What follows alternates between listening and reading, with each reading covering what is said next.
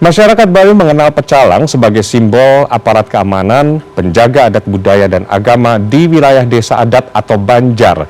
Tugas pecalang di Bali adalah sebuah pengabdian atau sukarela. Terpilih menjadi pecalang adalah kebanggaan tersendiri. Namun di luar tugasnya, status pecalang sama dengan warga Bali lainnya dan beraktivitas seperti warga pada umumnya. Berikut potret pecalang Bali di tengah modernisasi saat ini. Induk 207 panggil. Pecalang merupakan lembaga pemerintah desa pemakraman yang bertugas menjaga ketertiban dan keamanan desa adat. Di tengah hiruk-pikuk aktivitas masyarakat, baik ekonomi maupun sosial, keberadaan pecalang di Bali tetap eksis, meski jejak pecalang ada sejak zaman sebelum Masehi.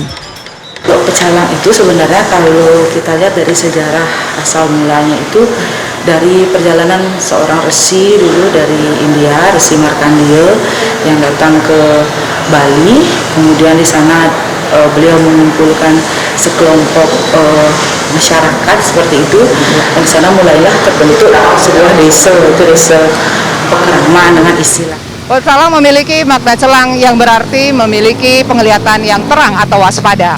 Menurut beberapa sumber dikatakan pecalang telah ada sejak zaman kerajaan di Bali dan populer sekitar tahun 70-an ketika muncul kegiatan-kegiatan seperti Pesta Kesenian Bali hingga kongres-kongres partai.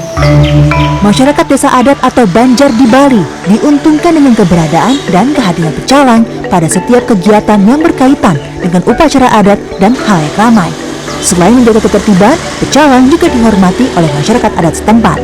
Pecalangnya terutama menjalankan pengamanan warga masyarakat desa adatnya terhadap gangguan-gangguan keamanan, terutama di bidang pengamanan adat dan budaya. Misalnya pengamanan menjaga keamanan Puja Wali, menjaga keamanan kegiatan adat Ngaben, menjaga keamanan kegiatan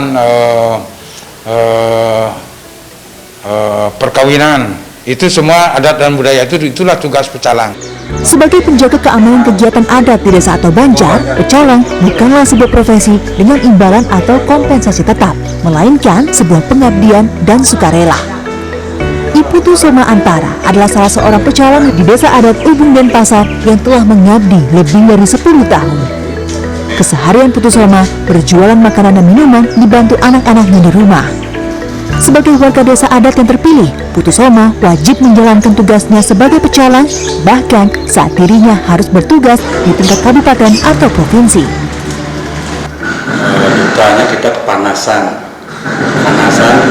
pas waktu ada acara biodalan kayak di Sakenan tuh kita di luar di Jabuko itu tugas ngatur warga berkerumun.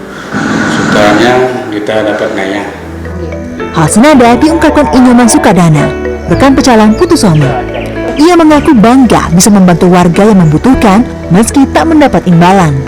Kalau di lapangan itu biasa gitu, kerjanya gimana tuh ya? Atur pas kayak ke acara tuh, atur jalan orang nyebrang gitu.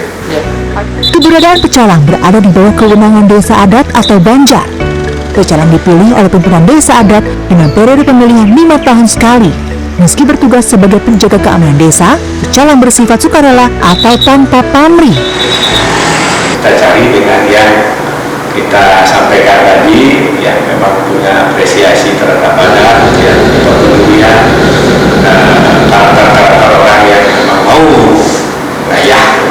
Karena semangat kita di desa itu dari dulu itu semangatnya ngayah itu yang jengah gitu istilahnya, jengah untuk bisa mengekspresikan eksistensi daripada desa adat.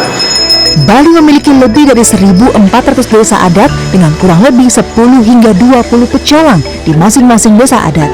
Status pecalang yang awalnya hanya berada di tingkat desa atau Banjar, kini naik pangkat lantaran turut dilibatkan pada event-event bertaraf nasional hingga internasional.